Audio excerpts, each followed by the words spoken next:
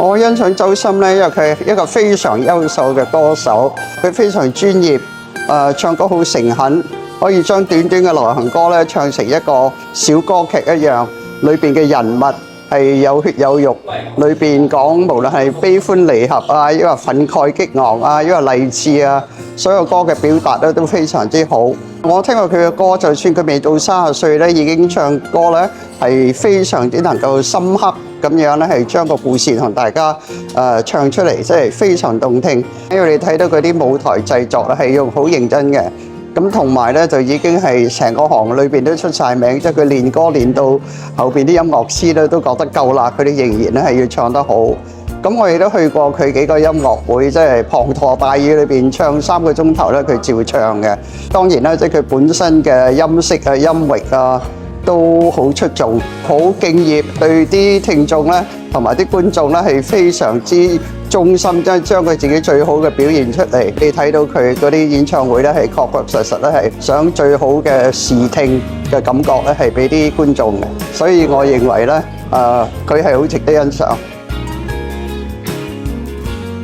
有機會見過佢3次，好和善，好活潑，一啲都唔拘謹。同埋咧，即係大家講嘢嘅時候咧，就好似朋友一樣。我第一次見佢應該係2023年，我自己好拘謹，因為我未試過有後台咧係同啲歌手直接見面。點解我想見佢咧？因為我喺2022年嘅時候咧，就曾經隔離咗28日。咁嗰段時候咧，喺個酒店個房裏邊咧，練習我自己行路咧，都係聽佢嘅歌。咁佢陪咗我28日，所以2023年我有機會咧，我就同佢去 say hello。我好拘謹，但係佢埋嚟咧就拖我埋去佢側邊咧係影相。所以你睇到佢嘅人咧係好可親。我係香港粉絲會嘅一員，我係見佢哋大家咧都好熱誠。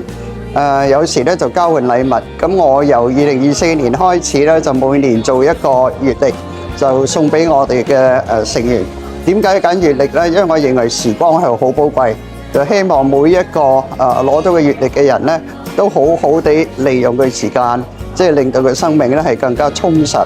做啲有意義嘅嘢，做啲出眾嘅嘢。我哋呢位朋友，我相信佢都係做緊呢啲事。如果有機會見到周深講咧，我就會話多注重你嘅健康，健康係大於一切，休息體檢，多啲時候陪爸爸媽媽，你唔會後悔。